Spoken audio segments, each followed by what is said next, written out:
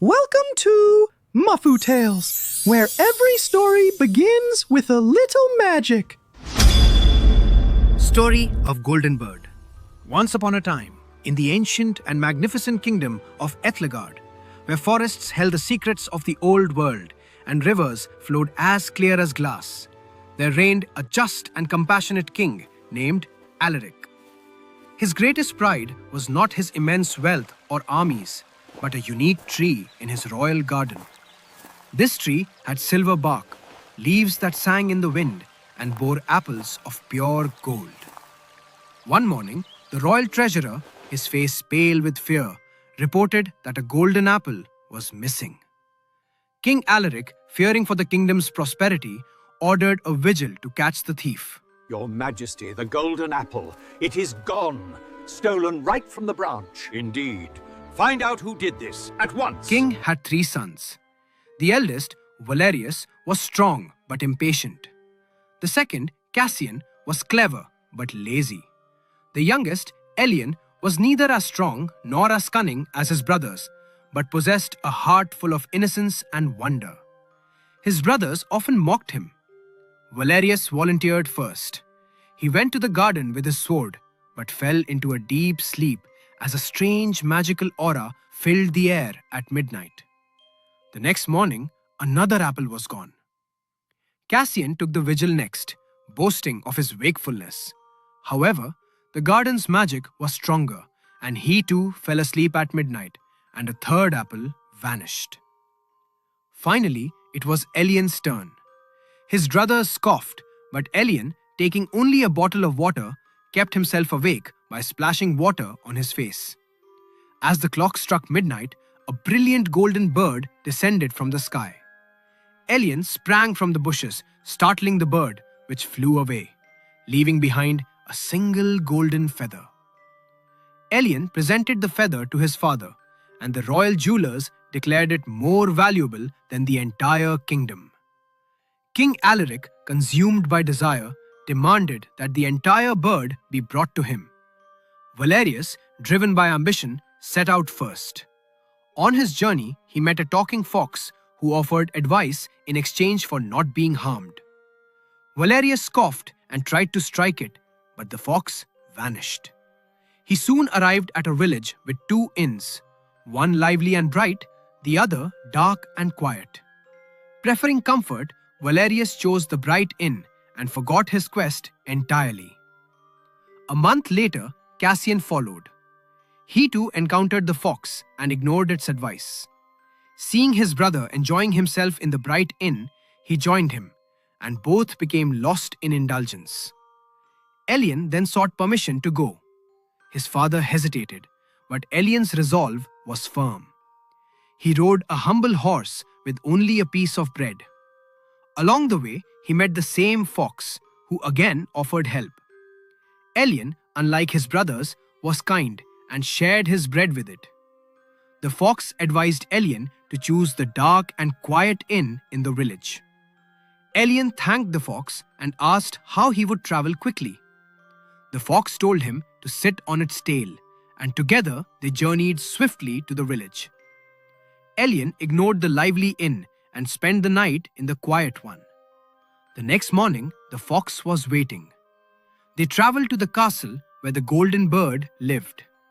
The fox instructed Elian to take the bird from its wooden cage, but warned him not to place it in the fancy golden cage beside it.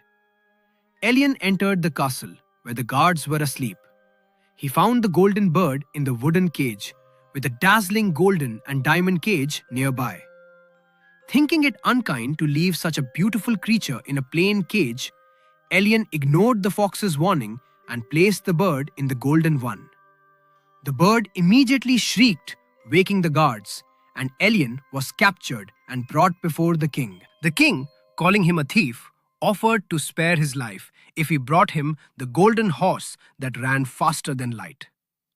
Elian was released and found the fox waiting, disappointed but still willing to help. They traveled to another castle. The fox explained that the horse stood in a stable with an old leather saddle and a golden one, and Elian must use only the old saddle. Elian entered the stable and was amazed by the magnificent horse. He picked up the leather saddle but hesitated, thinking it unworthy of such a noble animal. He placed the golden saddle on its back, and the horse neighed loudly, waking the castle. Guards rushed in, and Elian was captured again. The king declared that Elian would face death, but offered him another chance.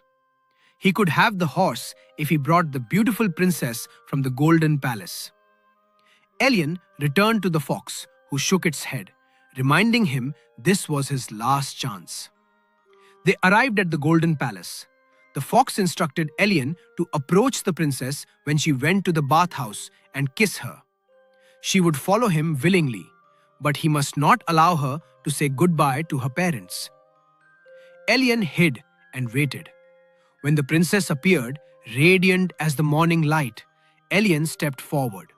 She looked at him, and her gentle eyes filled with trust. She agreed to go with him, but begged to bid her parents farewell. Elian tried to refuse, remembering the fox's warning, but her tears softened his heart. He agreed and told her to be quick. As she entered the court, the king awoke, and Elian was captured once more. This time, the king said Elian would only gain the princess if he dug up the mountain outside the palace window within 8 days. Elian worked tirelessly for 7 days, but the mountain was as hard as diamond. On the 7th evening, exhausted and hopeless, he sat down when the fox appeared. The fox told him to sleep, and it would handle the task. When Elian awoke the next morning, the mountain was gone. The king kept his promise and gave him the princess.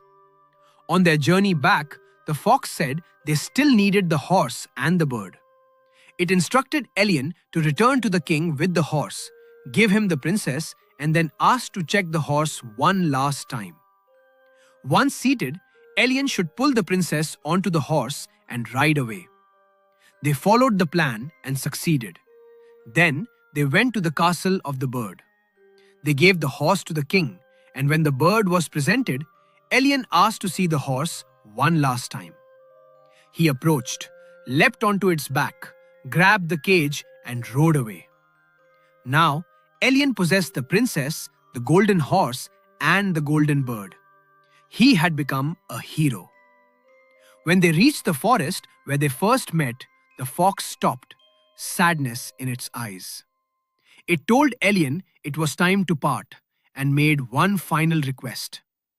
If Elian truly cared for it, he must strike it down and free it from its form. Elian recoiled in horror, saying he could never harm the friend who had saved him again and again. The fox lowered its head and explained that without this act, it would remain trapped forever. It asked if Elian loved it enough to cause pain for its freedom. Elian's hands trembled. He realized that true love sometimes meant sacrifice. With tears in his eyes, he did what the fox asked. As he finished, the fox vanished, and from a swirl of golden smoke appeared a young prince, tall, noble, and radiant.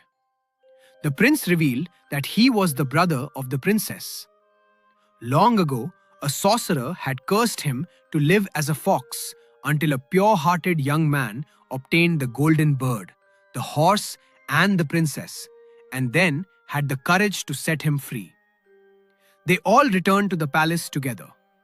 The princess was overjoyed to see her brother, whom she had believed lost forever. Elian ruled wisely and compassionately for many years. He taught his children that kindness is stronger than force, that appearances can deceive, and that true friends guide us even in darkness, whether or not they remain beside us. And so, the journey of the golden bird ended not with riches, but with love, loyalty, and freedom. Don't forget to subscribe, Mafu Tales, for more magical stories.